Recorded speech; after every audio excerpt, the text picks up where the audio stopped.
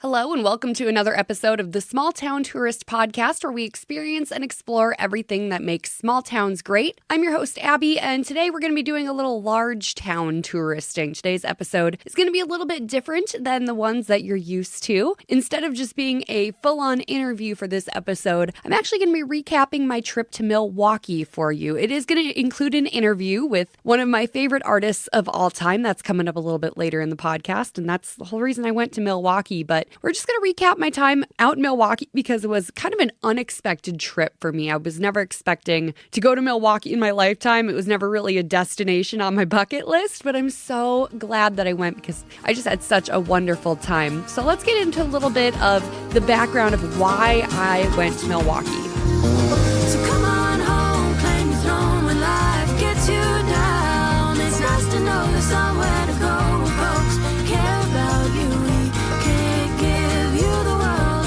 but we'll give you a crown. 'Cause you're the queen of our hometown.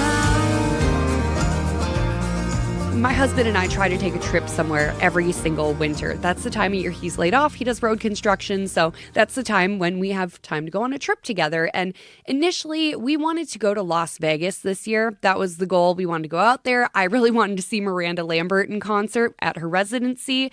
But when we were looking at flights and booking our trip, flights were just way too expensive. We couldn't find a good enough deal. And we're like, well, what are our other options? What else is going on right now? Well, it just so happened that week that my favorite band of all time, the Somerset, announced that they were going out on tour. And the closest they were coming to Minnesota just so happened to be the Rave in Milwaukee, which is not close at all. For reference, it took us like 6 hours to drive out there from central Minnesota. So yeah, not close. So we're like, well, maybe this is what we're meant to do. We're meant to take a long weekend, head out to Milwaukee, and go to a show out there. We both love concerts, so it took no convincing to get my husband on board with this plan. So I bought the tickets. I booked a hotel room, which is another story in itself that we didn't even realize till a couple days in. But we had it all squared away.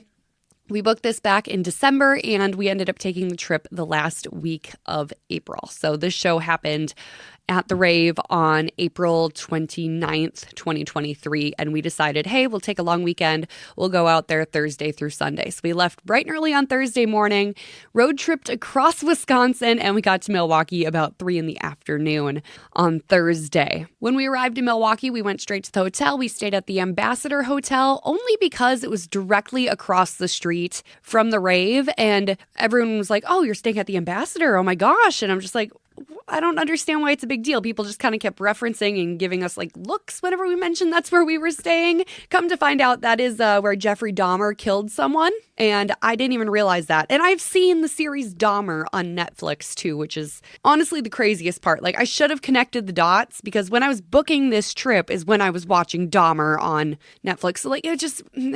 things were not clicking in my brain for whatever reason. But yeah, we stayed at the Ambassador Hotel. Honestly, I loved the vibe of that place. Very cool, Art Deco. It's got these insane elevator doors where, you know, like you hit the elevator button, it shows up, the doors slide open. This one, you hit the button, elevator shows up, but you got to pull the door open and then walk through the sliding door and then get on the elevator, which I thought was really cool. Very confusing at first. I kind of felt like an idiot trying to figure it out. But once I got it figured out, they were very cool. And the place was hopping. It was completely sold out the weekend that we were there. There's also another big Shinedown concert happening in town. So the place was just very busy, but very, very cool. Just absolutely gorgeous decorating. The rooms were very nice. I have stayed in some questionable places in my lifetime, but no, the Ambassador Hotel was a great stay. And even knowing that Jeffrey Dahmer killed someone there just makes it all that much more interesting, if you ask me. But yeah, we stayed there mostly out of just convenience because the main reason we were in Milwaukee was for that concert, and the Rave was literally directly across the street. So it was an easy 2-minute walk to and from the concert, which made life super easy, especially for setting up that interview that I did with Brian, which is coming up here shortly. But once we got checked into the hotel, got settled, we went and had dinner at La Dama. I kind of put my husband in charge of finding good places to eat when we're on vacation because he just has such a way of finding the best food around. So we went to La Dama, which is a Mexican restaurant in Milwaukee. I could not tell you where it was on a map by any means, but we got there and it was incredible food. It's kind of a cool atmosphere too, because La Dama is just, it's not your typical restaurant. It's a house that is converted into a restaurant. The kitchen is very, very tiny. It's right up in the front of the building, right in front of the windows, but the food is just immaculate. I had this platter of tacos that just, oh my gosh, the best things I ever had. It was like pork belly tacos and, oh man, incredible margarita, just great food. If you're ever in Milwaukee and you want a good plate of Mexican food, La Dama is an excellent, excellent option. They do recommend reservations just because it is a smaller place, so heads up on that. We had all day on Friday to goof off, so we got up and we decided that right away we wanted to go on the Miller Brewing Tour. So that's what we did. We went out to Miller Brewing. We were the first tour group out, and it was so incredibly cool. I've never been a huge Miller product fan. I've never had anything against them. I've just always been a Big Bush Light drinker. That's been my beer brand of choice. But the Miller Brewing Tour might have just converted me because it was just so cool to see the inner workings of how Miller is brewed, the massive process that they do, and just the buildings are insane. You can definitely tell there's a lot of German influence, which I didn't even realize was part of the Miller brand, but it's so prominent. Some of the buildings there just look like old castles in Germany. It was so cool to see for yourself. Plus, they take you into their beer caves, which are just so cool. Like, literally, I want a beer cave in my house. I think that it's just the neatest thing ever. And if you're ever in Milwaukee, I highly recommend it. The tour was really, really cheap. Plus, you get a free pint glass at the end of it. And then they also hook you up with some Miller samples as well, which I thought was really fun. After the Miller Brewing Tour, it was about lunchtime. So we went out to Lakefront Brewing and we got a bite to eat. Had a couple beers out there. After that, we ended up going to Great Lakes Distilling. You might be thinking, wow, did you just drink the entire time you were in Milwaukee? And kind of, but we did it responsibly. So there's that. So we went to Great Lakes Distilling. We didn't do the tour out there. I kind of wish we would have, but we just sat at the bar, enjoyed some drinks, talked to the bartender, got some suggestions for things to do while we were in town. And then after that, we went to another brewery where I had a beer that was poured out of a deer head. Like they had some sort of funnel tap system lined up where the deer was spitting the beer out of its mouth. It was a sour beer too, which is my favorite when it comes to craft beers. So just really icing on the cake. It was absolutely delicious. After our little drinking tour, we went back to the hotel, regrouped, and got ready for dinner. My husband had made reservations at the 5 o'clock steakhouse, which was another really cool house that was converted into a restaurant. But just think old school steakhouse, dimly lit, massive, perfectly done steaks, incredible drinks. It was just a wonderful, wonderful meal. And if you're wondering kind of pictures of what I'm eating and all that, it's all waiting for you at the smalltowntourist.com. I got blogs on everything I did in Milwaukee. So if you want to follow along visually, that's always an option too. But incredible meal at that steakhouse. Then we went back to the hotel and we were just wiped out by the end of the day because we had been drinking and running around from all corners of Milwaukee to just kind of hang out and take it all in. And the next day we were hoping to get some sightseeing done because we had the concert coming up in the evening, but we're like, we got all day. We'll find something cool to do. Well, we woke up the next day and it was just a rainy, dreary day. There was really no salvaging it weather-wise, so we tried finding some fun indoor stuff to do. We started our day by going to the public market, which is in, I think it's the 3rd ward. I kind of was starting to get my wards confused, but it's this really cool place. There's a bunch of different vendors set up in this public market, and I had a really incredible vegan sandwich out there. I am not personally vegan myself, but with my food allergies with dairy, I know I can safely eat all things vegan. So I had an incredible vegan sandwich. We walked around, took that all in, and then afterwards we're like, well, maybe we can go check out Lake Michigan. We're super close to the shorefront. Let's just go find a park somewhere and hopefully the rain will let up a little bit and we'll be able to get out and walk around. Well, the rain only got heavier as we were driving the 5 minutes it took to get from the public market out to a park nearby. And we didn't really get to get out and explore as much as I would have liked. I would have loved to take a walk along the lake. It just was not an option. We were not wearing rain gear. We didn't have umbrellas. We were not prepared for it at all. So we just kind of sat there and we watched a couple boats go by and watched the seagulls. And then we're like, well, Now what? So then we tried going to the Domes, which is this really cool setup where they had a bunch of plants indoors, but we got there and everyone must have had the same idea. They must have all been trying to kill some time indoors because we couldn't even find a place to park. So we just drove around the parking lot and we're like, well, let's head back to the hotel and figure life out from there. And by that point, we're like, we'll just chill at the hotel bar. Maybe you throw on a movie or something and just wait for the concert to show up. And that's what we did. And then concert time came around and we had to get there a little bit earlier because I had to do that interview. So we went over to the rave, which was conveniently located across the street. Didn't have to worry about parking or anything. If you're going to a show at the rave, I cannot recommend staying at the Ambassador enough. The convenience is just absolutely wonderful. So we showed up at the rave. We met with Eric, the manager for the summer set, and he took me to see Brian. So that leads me to our time with the summer set. Just a little background on Brian and the summer set in general. They're my favorite band. I discovered them back in high school, and I've kind of been following them around ever since because I try not to miss a single show when they're in Minnesota. They're just so much fun. It's the music that really resonates with my time being a carefree teenager, and I think there's a lot to say for that. I think that's why the classic hits format on radio is doing so well right now because it just aligns with youthfulness and no worries, and that's exactly how I associate the summer set. And what really makes the summer set special is that they were my first interview when I went into radio and I got my first full-time job. They were my first in-person interview when they played a show in Burnsville, Minnesota. So they just really hold a special place on my heart. When they broke up, I was so upset, but now they're back together, so my life is good again. So please enjoy our short little hang with Brian Dales, lead singer for the summer set. This is coming to you from the basement of the Rave in Milwaukee. Hey, it's Abby, and we are hanging out with Brian Logan Dales from the Somerset. Hi, how are you? I am so excited that you guys are here at the rave tonight in Milwaukee.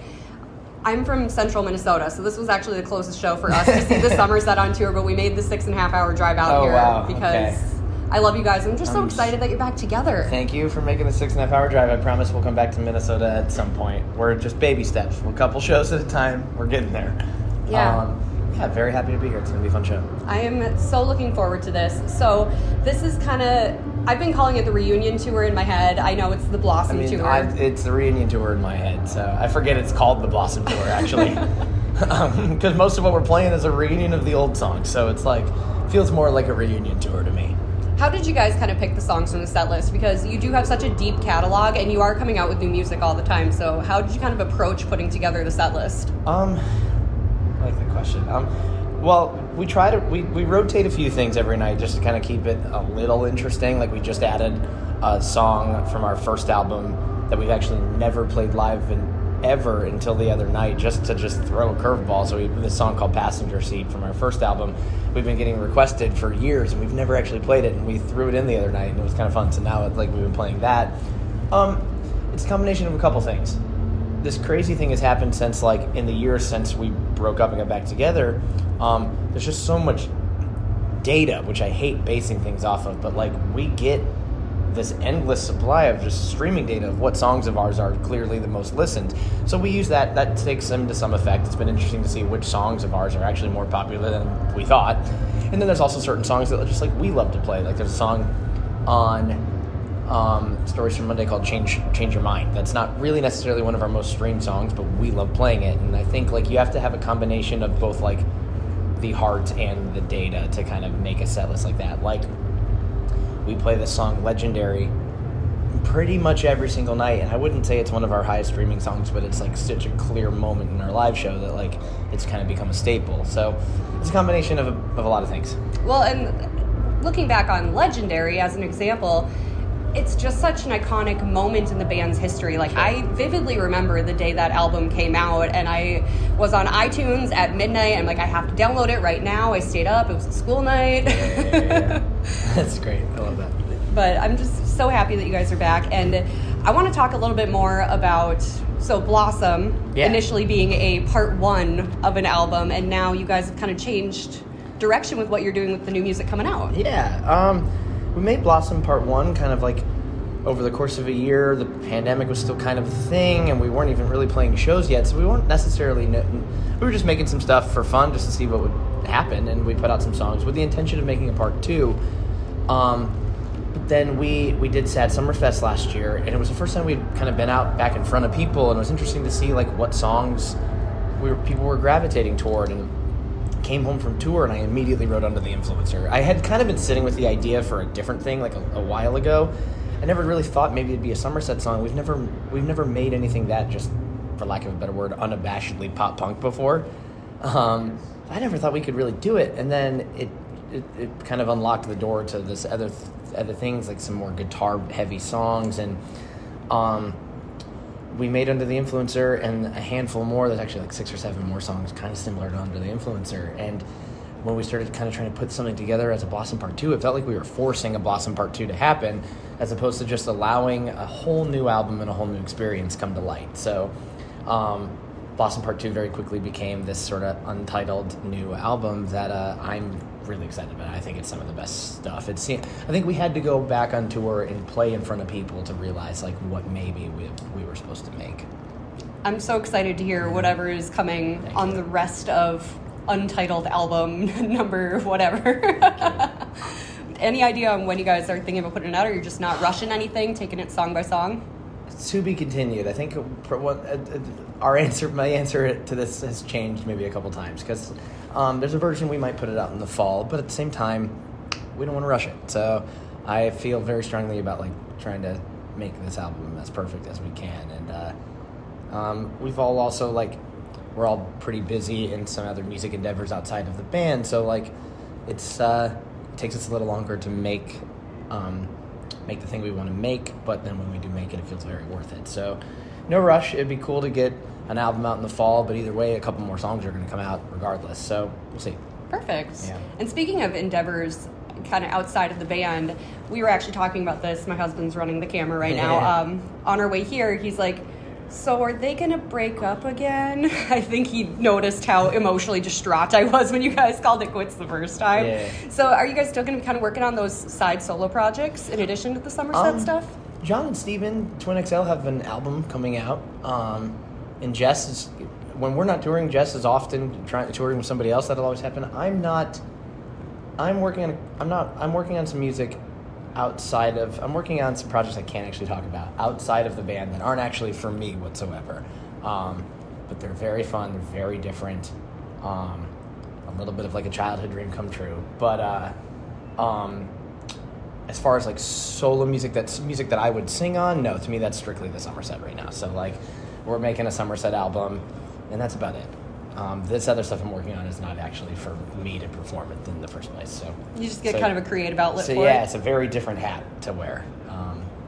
But as far as music in my voice, it's the Somerset. So that's exciting. Yeah, I'm so exciting. Happy. Not that I didn't love like when you were doing the Dale's solo project stuff. Like Chateau is one of my favorite songs, just because it's amazing to scream at the top of your lungs, but I am excited just to have the Somerset back, because you guys just hold such a special place, I know, in my heart, and all the fans, like the Somerset fan base, I feel is so dedicated to you guys. I've learned on this tour more than ever how true that is. It's very true. Especially hitting the tail end of the tour. You've kind of seen most of it at this point Last night in Chicago was like a life-changing show. I don't know how to even explain the experience we had last night. And it just keeps getting better. So tonight will be great, too. I'm super excited to see it. Yeah. So if people want to check out the Somerset online, if this is the first time you're hearing about them, thanks for crawling out of the cave that you were in. And we will accept you either way. Where can they find you online?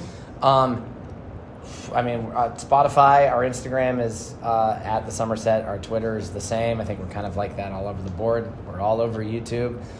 Yeah, I think you can just find us anywhere at this point. You can probably still find us on MySpace if you try hard enough. The OG social media. Our first home. Aw. Well, thank you, Brian, for taking the time for me today. Of course. Thank you, guys. This is great.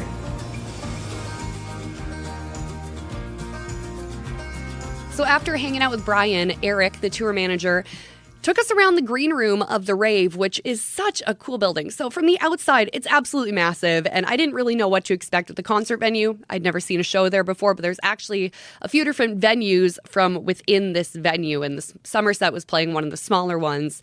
But what's really cool is that the green room, there's this abandoned pool area that juts off of it, because this whole building is an old like sports and fitness club, and this pool has been drained. It's decommissioned. There's no water in it, but every artist who plays the rave gets to sign the walls of this pool room. So I got to see where the Somerset signed it years ago, and what's really cool is if you sell out the big ballroom area of the rave a certain amount of times, you get to write your name on the inside of the pool, like on the tiles of the pool. And Mac Miller actually signed it a few days before he died, which is unfortunate, but also very special for them to have that. So they actually have that covered with plexiglass, but it's just a room that's crawling with music history. It's just so insane to see all of the bands that have come through Milwaukee, played this location, left their mark literally on the walls in this room. And it's just living, breathing music history, which I find absolutely fascinating. And it's a place that I would have never been able to step foot in had it not been for this interview with Brian. So I'm super glad that got to happen. I'm super glad we got to see this incredible pool room. I just was absolutely blown away by it. After the interview, I actually had bought VIP tickets to do the whole VIP experience with the Somerset. So before the doors opened to the venue, everyone who had VIP tickets got to come in. They played a couple songs acoustically. They did a little hangout with all the fans. So we did that, waited around for the concert to start, and then it was just nonstop fun from there. It was such an incredible show with Taylor Acorn and Grayscale, and then the Somerset coming out and just sounding better than they ever have, which is insane to say because they did take about a 5-year gap in time from the last tour they went on to this Blossom tour that they did in 2023. And it was just incredible to be back in a room filled with so many people who were all there and so excited about the same thing. Everyone's favorite band was back together. They were performing live and just spreading so much joy. And I think it was just absolutely wonderful. And it's exactly what my soul needed, that's for sure. I never in a million years thought I would have had the best time ever in Milwaukee, of all places, but it was just incredible. I'm so glad that the concert didn't come to Minnesota. Of course, I would have loved seeing it in Minnesota. I think my husband would too, because less miles on the car. But honestly, it was such a great weekend getaway. It was so much fun to go explore a new city, have some incredible food, see some things that you've never seen before, go experience a new music venue. I feel like I've been to every venue in Minnesota at this point just because of my love for live music. And it's so cool to go and experience a new venue in a different city and see something different, but also see something very similar because it's a band that I've now seen over a handful of times. So it was just a wonderful experience. Like I said, never thought I would go to Milwaukee. I had no reason to go to Milwaukee, but now I definitely am going to be on the lookout for more concerts coming to the rave because that was just such a fun venue and such a fun trip out there. And I didn't realize how big the city was. There is a lot more to explore out in the Milwaukee area. So I'm hoping maybe next year around the same time, do the same thing over again, maybe see a different band. We'll see. It was just an awesome experience. Had a great time in Milwaukee, and I just want to give a big thank you to Eric, manager of the Somerset, for helping set this whole thing up for me. And thank you to the Somerset for getting back together. And just thank you for listening to The Small Town Tourist. And like I mentioned earlier, if you want to see pictures of the things that I've been describing, if you want to see pictures of that pool area and go a little more in depth on that, I have stories waiting for you at thesmalltowntourist.com. So be sure to check those out if you get a chance. And then follow me on Instagram at The Small Town Tourist because I'm always posting stuff over there as well. Thanks for listening to another episode of the Small Town Tourist Podcast. I'm Abby Graves, your host. Our theme song is Queen of Our Hometown by Rachel McIntyre Smith. You can find her online, rachelmcintyresmith.com. You can stream Queen of Our Hometown on any of your music platforms, and be sure to follow her at Rachel McIntyre Smith. You can follow The Small Town Tourist online as well, on Instagram, on Facebook at The Small Town Tourist, and check out the blog, thesmalltowntourist.com. We'll catch you next week.